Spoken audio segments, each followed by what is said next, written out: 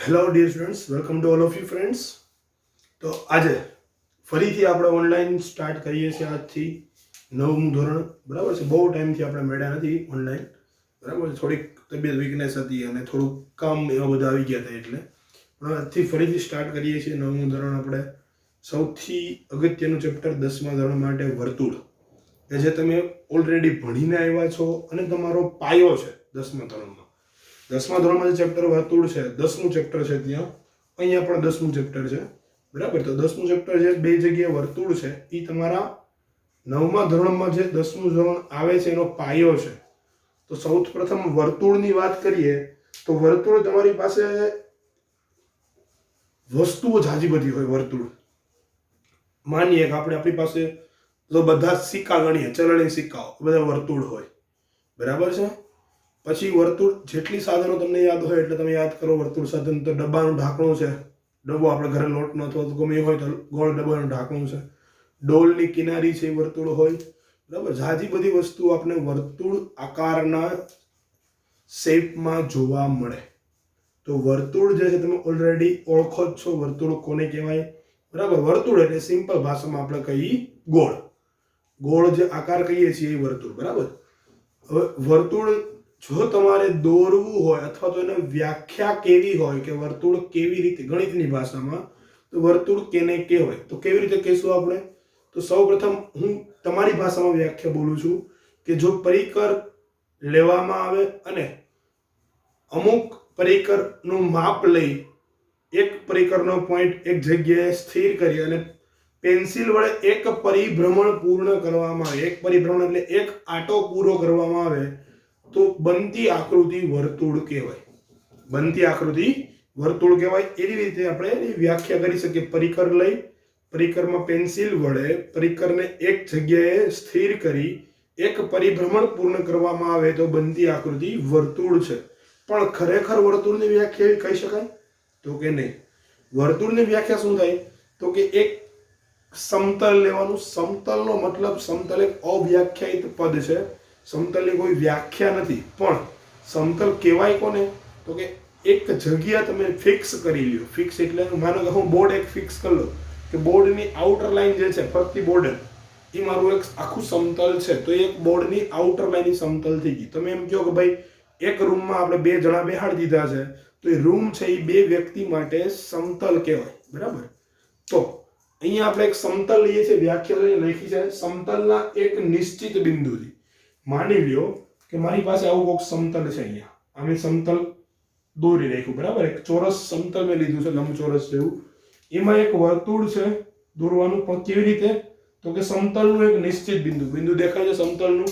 આ એક નિશ્ચિત બિંદુએથી નિશ્ચિત અંતરે, તો માની લઉં કે આ બિંદુથી બધી બાજુ સરખું નિશ્ચિત અંતર છે આટલું, તો આ નિશ્ચિત અંતરે આવેલા તે સમતલના બિંદુઓ, એટલે હું એક રાઉન્ડ કરું છું. અહીંયા તમને વધારે અનુકૂળ આવશે કે બધી બાજુ તમે જાઓ તો આ બધું અંતર કેવું હોય, બધા સરખા હોય. આ બધા અંતર સરખા હોય.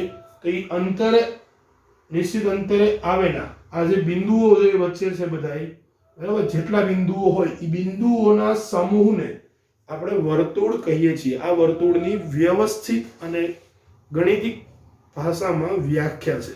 જે પર રિપીટ કરું છું વ્યાખ્યા. સમતલ, જો કોઈ સમતલમાં નિશ્ચિત બિંદુએથી નિશ્ચિત અંતરે આવેલા બિંદુઓના સમૂહને વર્તુળ કહે છે, બરાબર. આ વર્તુળની વ્યાખ્યા નીચે મેં આકૃતિ આપી છે. એક સમતલ એટલે કે નંબર આ ચોરસ છે, સમતલ તરીકે આપણે લીધું છે કે એની બહારના આપણે લેવાનું નથી.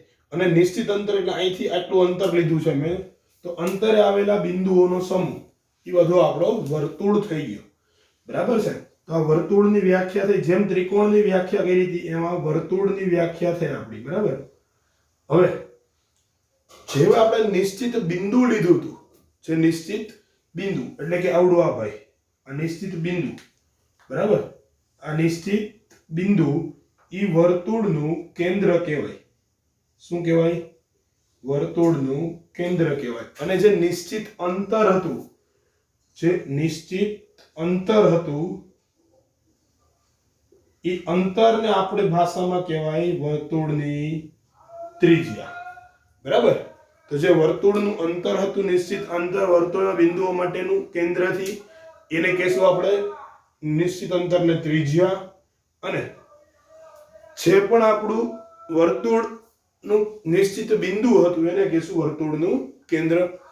હવે આગળ વધીએ તો ત્રિજ્યાની સ્પેશિયલ વ્યાખ્યા. સ્પેશિયલ એટલે કે ત્રિજ્યાની સ્પેસિફિક, કે જે પરફેક્ટ વ્યાખ્યા હોય.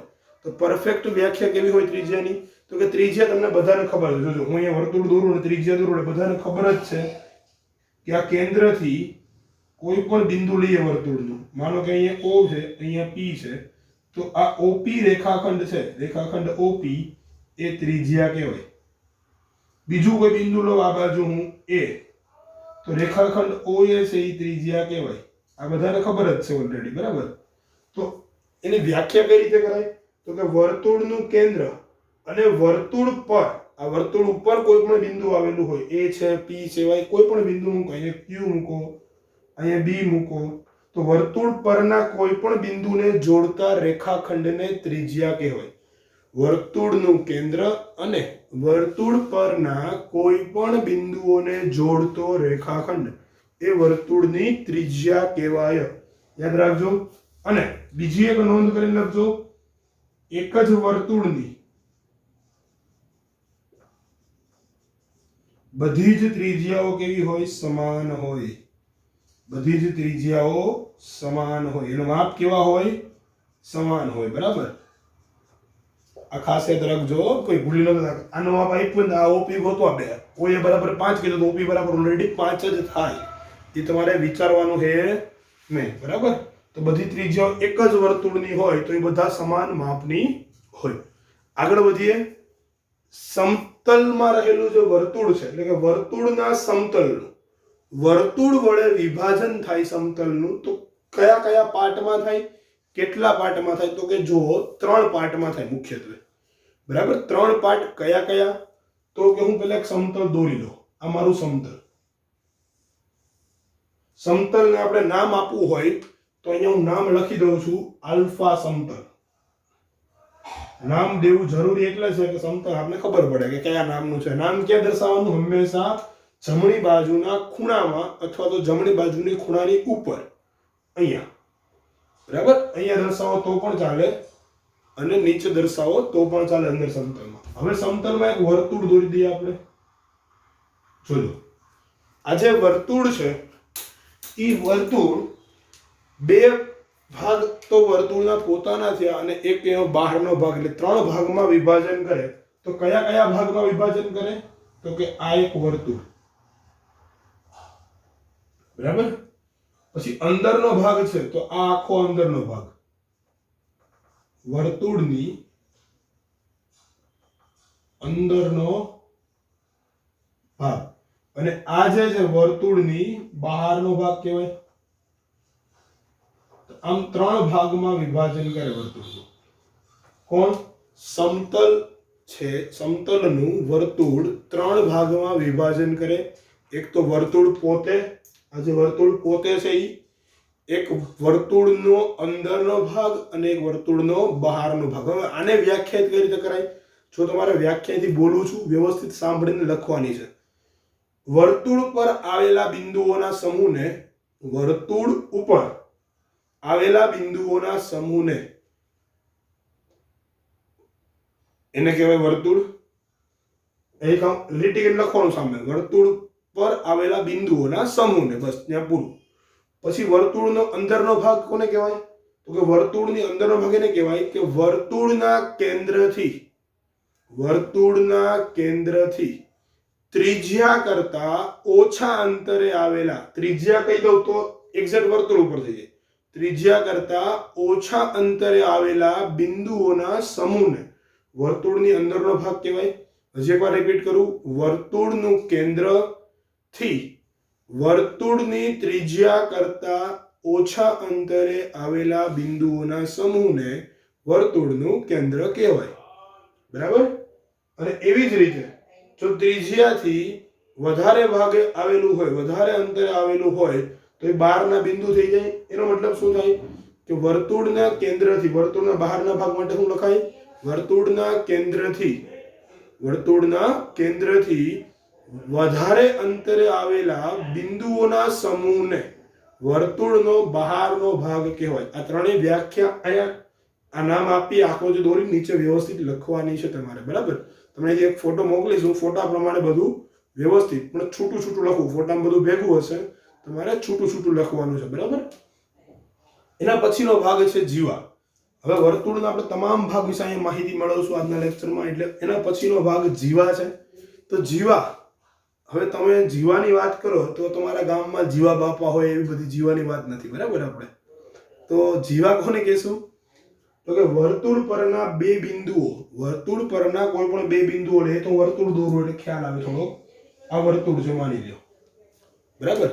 વર્તુળ પરનું કેન્દ્ર અત્યારે હું દેખાડતો નથી, કેન્દ્ર દેખાડતો નથી, પણ કેન્દ્ર ખરેખર અહીં વચ્ચે હોય તો કોઈ પણ વર્તુળ પરના બે બિંદુ લેવાના. આ વર્તુળ પરનું બિંદુ, આ વર્તુળ પરનું, આ એ નામ આપો, આ બી.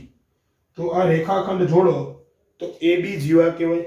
એવી જ રીતે અહીંયા કોઈ બિંદુ સી લઉં તો અહીંથી એ બિંદુથી જોડું તો એસી એ જીવા કહેવાય, અને એવી રીતે બીસી પણ જીવા કહેવાય, બરાબર? જોડી દઉં તો વર્તુળ પરના બે બિંદુઓ કોઈ પણ વર્તુળ પરના હોવા જોઈએ, પણ વર્તુળ ઉપર હોવા જોઈએ.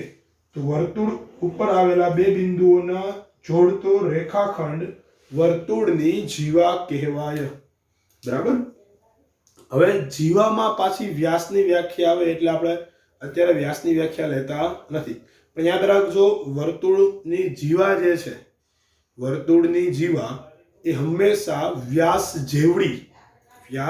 જેવડી અથવા વ્યાસથી નાની હોય, વ્યાસ જેવડી અથવા તો વ્યાસથી નાની હોય, બરાબર? અને બીજો પોઈન્ટ, આગળ વ્યાસ ભણશો ત્યારે ખબર પડી જશે કે વર્તુળના વ્યાસને વર્તુળની જીવા કહેવાય, વર્તુળના વ્યાસને વર્તુળની જીવા કહેવાય, પરંતુ જીવાને વર્તુળનો વ્યાસ કહેવાય નહીં, બરાબર? આવું ખરા ખાટું આવશે ત્યારે ખબર પડશે, બરાબર છે? એટલે જીવાની વ્યાખ્યા ખરેખર સમજી લેજો વ્યવસ્થિત. કોઈ પણ બે બિંદુ વર્તુળ પરના હોવા જોઈએ અને જોડતા રેખાખંડને આપણે જીવા કહીશું, બરાબર? તો એક સ્ક્રીનશોટ લઈને વ્યવસ્થિત સમજજો અને વ્યવસ્થિત રિપીટ કરજો એક બે વખત, બરાબર? આગળ વધીએ છીએ એમાં જીવા પછી વ્યાસ લઈએ છીએ.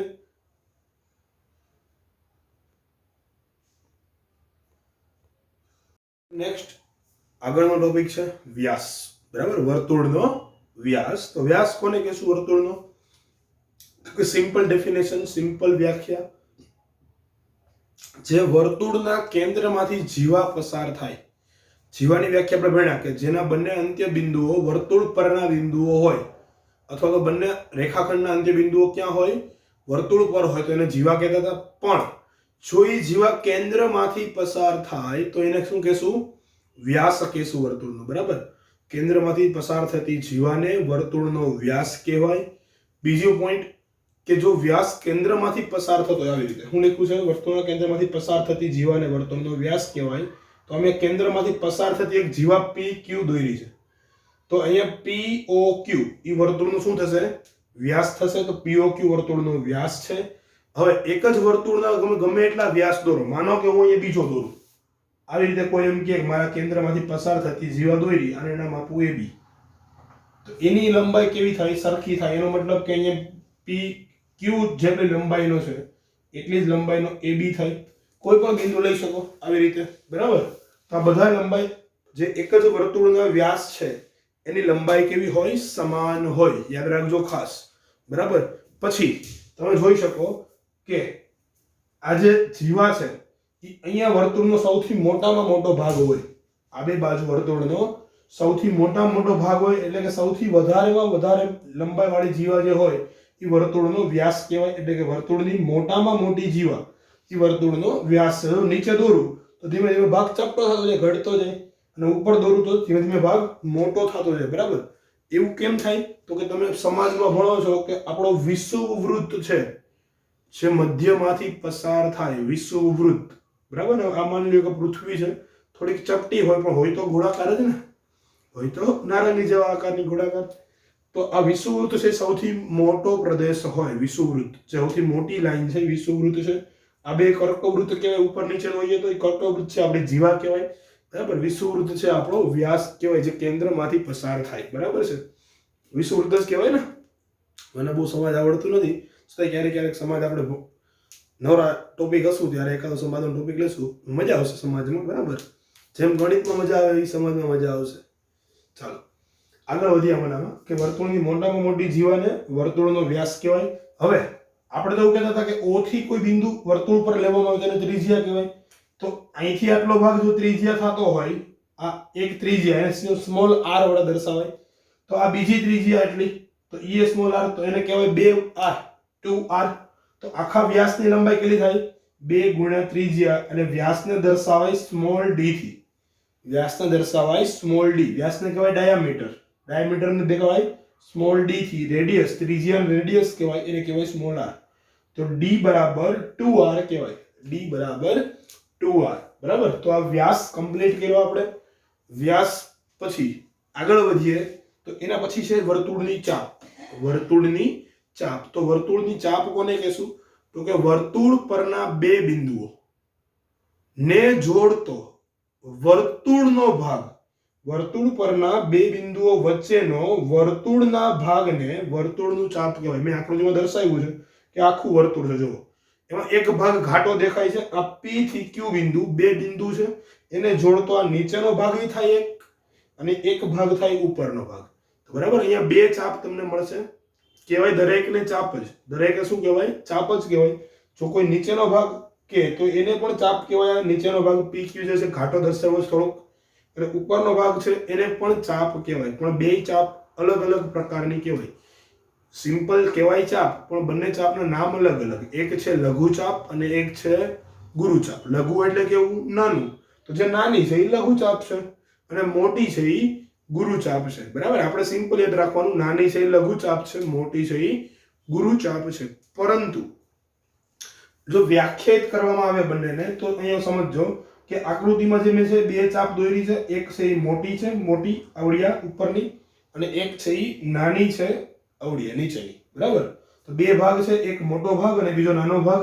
જો મોટો ભાગ છે, મોટા ભાગને ગુરુચાપ PQ તરીકે ઓળખવામાં આવે છે, અને નાના ભાગને લઘુચાપ PQ તરીકે ઓળખવામાં આવે છે. એનો સિમ્બોલ આપ્યો છે. લઘુચાપ PQ હોય તો વચ્ચે કોઈ બિંદુ નથી. જોવો, વચ્ચે કોઈ બિંદુ નથી, પણ ચાપને કઈ રીતે દર્શાવાય? તો કે ઉપર અર્ધચંદ્ર આપણે જે મૂકીએ એવો ઊંધો કટકો મૂકી દેવાનો નામ ઉપર, PQ ઉપર એક ચાપનો કટકો. બરાબર, તો એને કહેવાય ચાપ PQ. પણ લઘુચાપ જો ક્યારેય પણ તમને એવું કીધું નથી, ડાયરેક્ટ આવું જ આપ્યું છે, તો આ હંમેશા લઘુચાપ જ માનવી, ગુરુચાપ માનવી નહીં. પણ જો ગુરુચાપ કીધી હોય તો ગુરુચાપમાં વચ્ચે કોઈ બિંદુ છે આપણી પાસે R, તો અહીંથી અહીંયા જાઓ તો R બિંદુ વચ્ચે આવે તો લખવું પડે ને PRQ. તો PRQ હોય તો એ આપણી ગુરુચાપ છે. બરાબર, PRQ છે તો એ આપણી શું છે? ગુરુચાપ છે. રેડી? એનો સિમ્બોલ એ જ રીતે ચાપનો જે સિમ્બોલ ઉપર પણ નામ કેવું થઈ જશે? 3 આંકડાનું PRQ. જે વચ્ચે R બિંદુ હતું એ ગુરુચાપમાં દેખાડાય છે, તો ગુરુચાપમાં લખવાનું. બરાબર, એવું જરૂર નથી કઈ દેખાડવું. એ ના હોય તો નો પણ લખાય. બરાબર છે. ચાપ ખાસ સમજી લેજો વ્યવસ્થિત રીતે, કેમ કે ચાપ ઉપરથી 2-3 પ્રમેય આપણે શીખવાના છે 9મા ધોરણમાં. 10મા ધોરણમાં ડાયરેક્ટ યુઝ થશે. ડાયરેક્ટ પ્રમેય ત્યાં એવું નહીં થાય કે લખીને વિધાન લખીને ડાયરેક્ટ યુઝ કરશું આપણે. બરાબર, એટલે સમજજો અહીંયા ખાસ. એટલે જ 9મા ધોરણમાં ચેપ્ટર અત્યારે અગત્યનું છે એટલે ચાલુ કર્યું છે આપણે. બરાબર, ચાપની વાત કરી. એના પછી એક ચાપ બાકી રહી. આ તો માની લો કે ભાઈ નીચે છે. હવે માની લો કે હું વર્તુળના અંત્ય બિંદુ આવે તો PQ, વ્યાસના અંત્ય બિંદુ આવે તો કઈ રીતે લેવું? તો કે અર્ધવર્તુળ ચાપ, એનું નામ લઈ દીધું. તો જો P અને Q એ વ્યાસના અંત્ય બિંદુ હોય, એનો મતલબ કે આ વર્તુળ છે, તો P અને Q એ બરોબર વચ્ચે હોય, વ્યાસમાં અંત્ય બિંદુ આપેલા હોય, તો બંને ચાપ સમાન હોય. ઉપરનો ભાગ એ સમાન હોય, નીચેનો ભાગ એ સમાન હોય. અથવા વ્યાસ કોઈ ત્રાસો દોરે તો એક બાજુનો ભાગ એ સમાન, બીજી બાજુનો ભાગ એ સમાન હોય. બરાબર, તો વ્યાસમાં બંને ભાગ તમારા સમાન હોય. સમજો, અહીંયા વ્યાસમાં બંને ભાગ કેવા હોય? સમાન હોય. જો વ્યાસના બંને ભાગ સમાન હોય, ઉપરનો અને નીચેનો બંને ભાગ કેવા હોય? સમાન હોય, તો આગળ શું થાય? તો કે એ બંનેને અર્ધવર્તુળ ચાપ કહી શકાય. બંનેને અર્ધવર્તુળ ચાપ કહેવાય. તો બંનેની લંબાઈ પણ સરખી હોય. લંબાઈ કોને કહેવાય? ચાપની લંબાઈ. તો કે અહીંથી અહીંયા સુધીનું અંતર એ ચાપની લંબાઈ. ગુરુ ચાપની કે તો અહીંથી ઉપરથી અહીંયા સુધીનું અંતર એને લંબાઈ કહેવાય. અહીંથી અહીંયા સુધીનું અંતર એને લંબાઈ કહેવાય. અથવા ઉપરનું અંતર એને પણ લંબાઈ કહી શકાય. બરાબર. તો આગળ જશું એટલે ચાપની લંબાઈ, ગુરુ ચાપની લંબાઈ, લઘુ ચાપની લંબાઈ, એના સૂત્ર પણ આવશે. પણ અહીંયા ચાપની લંબાઈ પછી એક ટોપિક આપણે લઈ લઈએ, પરિઘ. તો પરિઘ તમે 8મા 9મા ધોરણમાં ભણ્યા હતા. પરિઘ કોને કહેતા હતા? જેમ તમે ચોરસમાં અને ત્રિકોણમાં અને બધામાં પરિમિતિ કહેતા હતા, એમ વર્તુળમાં નામ આવે પરિઘ. જેમ ચોરસમાં પરિમિતિ કહેતા હતા, પરિમિતિ એટલે ચારેય બાજુનો સરવાળો, તો એમ વર્તુળનો પરિઘ. વર્તુળનો પરિઘ એટલે વર્તુળ જે દોર્યું હોય તમે એ ફરતી લંબાઈ. અહીંથી માંડીને ચાલુ કરું P થી માંડીને પાછો P આવું એક પરિભ્રમણ પૂર્ણ કરીને એને મારો પરિઘ કહેવાય. શું કહેવાય? પરિઘ કહેવાય. તો પરિઘની વ્યાખ્યા છે વર્તુળની પૂર્ણ લંબાઈ. પૂર્ણ એટલે એક પરિભ્રમણ આખું પૂર્ણ થાય એને પૂર્ણ લંબાઈ કહેવાય. તો વર્તુળની પૂર્ણ લંબાઈને વર્તુળનો પરિઘ કહેવાય. વર્તુળની પૂર્ણ લંબાઈને વર્તુળનો પરિઘ કહેવાય. સિમ્પલ ભાષામાં P થી Q, Q થી P, ફરીથી આવું એટલે વર્તુળનો પરિઘ થઈ જાય. તો વર્તુળના પરિઘ સૂત્ર તમે ભણ્યા હતા. પરિઘ બરાબર 2πr. 2πr. r છે એ ત્રિજ્યા છે, પાઈ ની કિંમત તમને બધાને ખબર છે 22/7 અથવા તો 3.14. બરાબર. તો 2πr એની આપણી સૂત્ર જે 8મા ધોરણમાં તમે ભણ્યા હતા એને 2r ની જગ્યાએ અહીંથી 2r ઉપાડી લઈએ તો 2r ની જગ્યાએ d લખાય. તો બીજું સૂત્ર પણ લખાય πd. πd.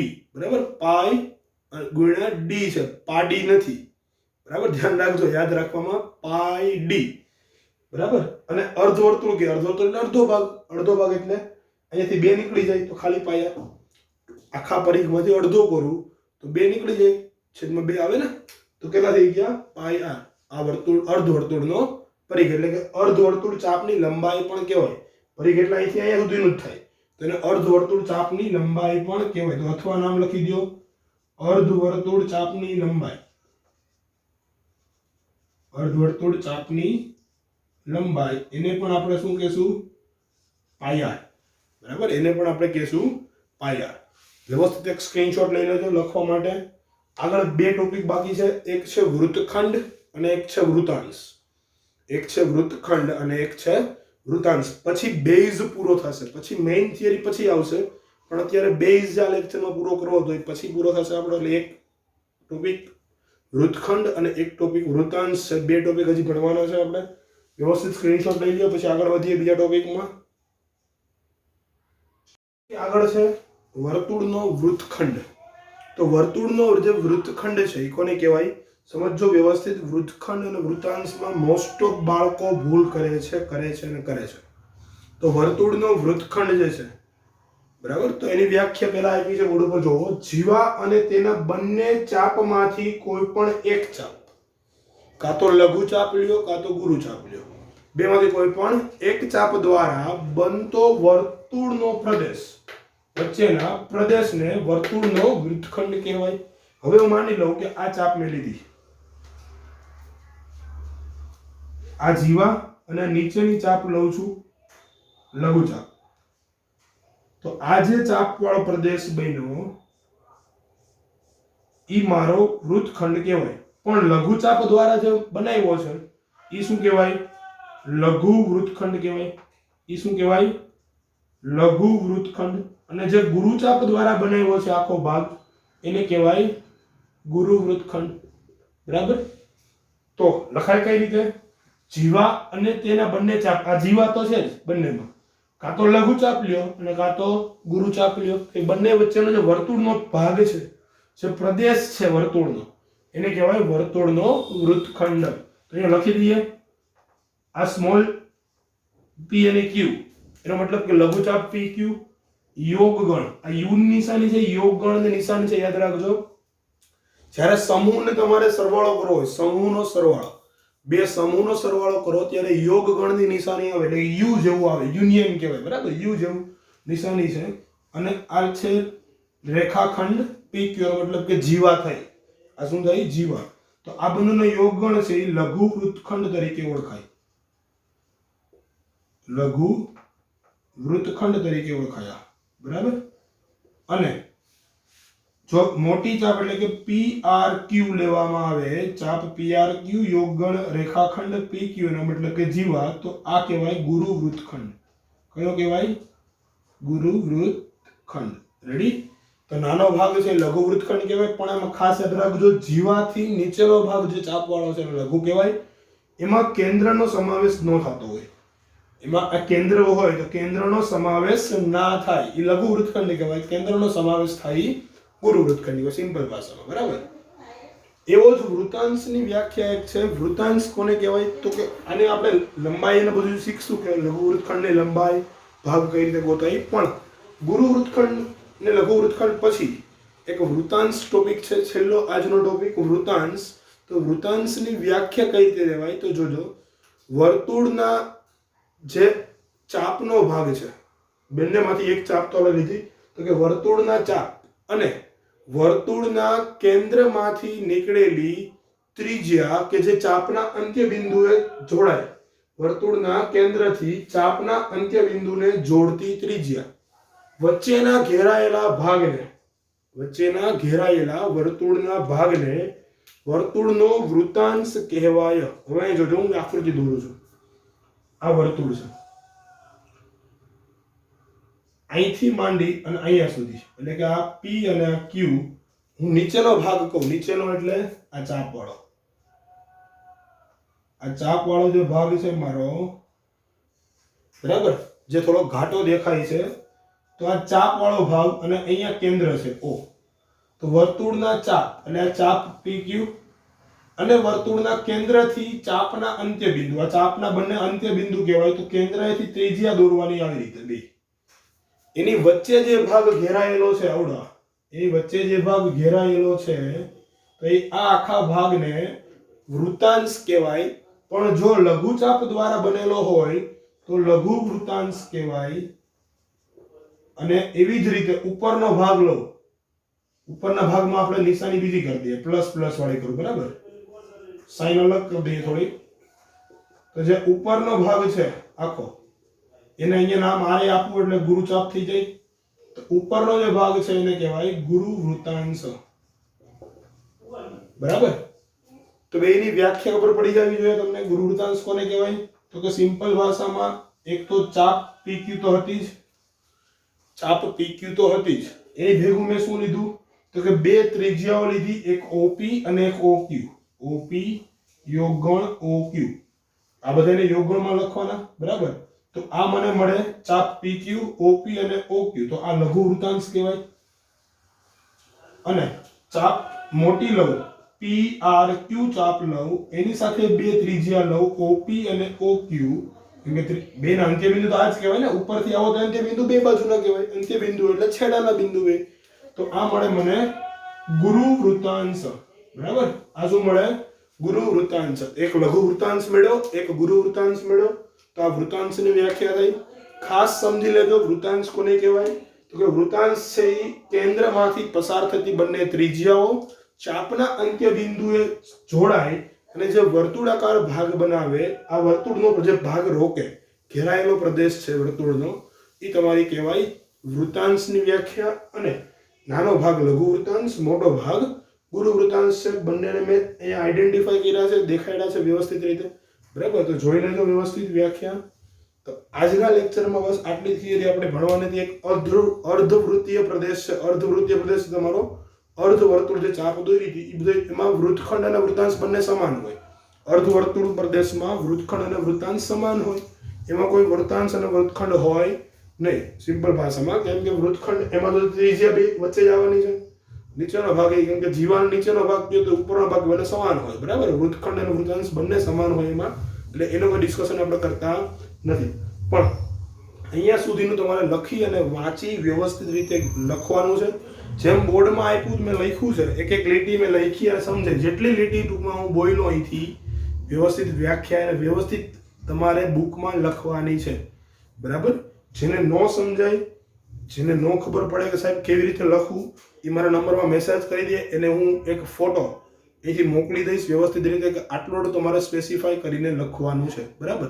અથવા આપણે એવું કરીએ કે ગ્રુપમાં જ તમને ફોટો મળી જશે. બરાબર? હું PDF એક સેન્ડ કરી દઉં છું, એક કે 1.5 પેજની PDF હશે, તમારે વ્યવસ્થિત ગ્રુપમાંથી પહેલાં સમજી લેવાનો લેક્ચર રાખો, પછી સમજી અને પીડીએફમાંથી લખવાનું છે, બરાબર? અથવા સમજતા સમજતા લખતા જાઓ બોર્ડ ઉપરથી જ, તો કોઈ વાંધો નથી.